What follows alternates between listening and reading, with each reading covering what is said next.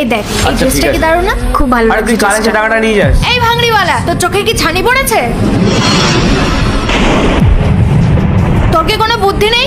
কার গায়ে তুই ধাক্কা দিচ্ছিস? তোর এই নোংরা বস্তাটা আমার গায়ে লাগিয়ে আমার এত দামি ড্রেসটা তুই নষ্ট করে দিলি। এখন এগুলো কে ধুয়ে দেবে? তোর বাড়ির লোক এসে? এই যে শোন, বাড়ির লোক তুলে একদম কথা বলবি না বলে দিচ্ছি। আর এই বস্তায় না এমন কিছু নোংরা নেই যে তোর ড্রেসটা নোংরা হয়ে যাবে। রাস্তা দিয়ে হাঁটছি, ইচ্ছে করে তো ধাক্কা মারিনি। লেগে গেছে তো লেগে গেছে, এটা নিয়ে তো ফালতু ঝামেলা করছিস কেন? দেখলি তো ওর সাহস কিরকম অভদ্রের মতো কথা বলছে। আমি যদি ওর লেভেলে নামি না, ও এখনই ভয়ে পালাবে। এই, নিজের যোগ্যতা থেকে কথা বল। তুই জানিস এই ড্রেসটার দাম কত? সারা মাসের রোজগার দিয়েও না তুই এই ড্রেসটা কিনতে পারবি না। অসভ্য কোথাকার। রাস্তায় এত জায়গা থাকতো তুই আমার গায়ে এসে পড়লি কেন? রাস্তা তো তোর আর একার না, আমার যেখান দিয়ে ইচ্ছে আমি সেখান দিয়ে যাব। আর তোর যদি ড্রেসের প্রতি এতই মায়া ছিল তা রাস্তার মাঝখানে দাঁড়িয়েছিলি কেন? একটু সরে দাঁড়াতে পারিসনি? আর শোন, আমাকে না একদম টাকার গরম দেখাতে আসবি না, হ্যাঁ?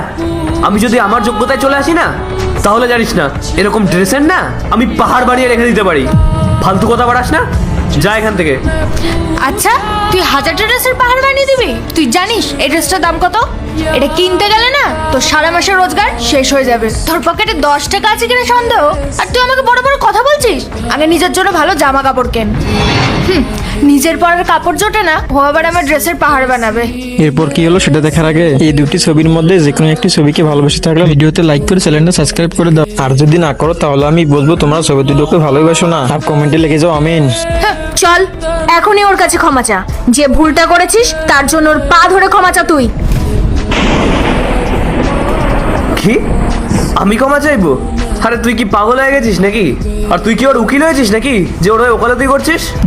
আমি কোনো ভুল করিনি, তাই ক্ষমা চাওয়ার কোনো প্রশ্নই ওঠে না। তুই জানিস আমরা কারা? 2 মিনিটে না তোর আসল যোগ্যতা বুঝিয়ে দিতে পারি। এর সাথে কথা বললে উল্টে আমাদেরই মান সম্মান নষ্ট হবে। একে যেতে দে তো। এত সহজে তো ওকে আমি যেতে দিতে পারি না। ও আগে আমাদের কাছে ক্ষমা চাইবে, তারপর ও তোর এত দামি ড্রেস নষ্ট করেছে, তারপর আবার এত বড় বড় কথা বলছে। আরে কিসের দামি ড্রেস? 300-400 টাকার থেকে বেশি দাম হবে বলে মনে হচ্ছে না। এমন ভাব করছিস যেন লাখ লাখ টাকা দামের ড্রেস পরে আছিস।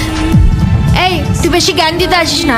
নিজের সারাদিনে 200-300 টাকা ইনকাম করিস কিনা তার নেই ঠিক, তুই আবার এসেছিস আমাদের জ্ঞান দিতে। নিজের লেভেলটা দেখ আগে। আচ্ছা, আমি জ্ঞান দিচ্ছি?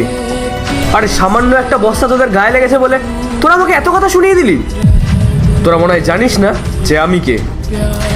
এই কে রে তুই? এখানকার মালিক নাকি? তোকে দেখলেই বোঝা যায় যে তুই একটা গরিব ভাঙড়িওয়ালা।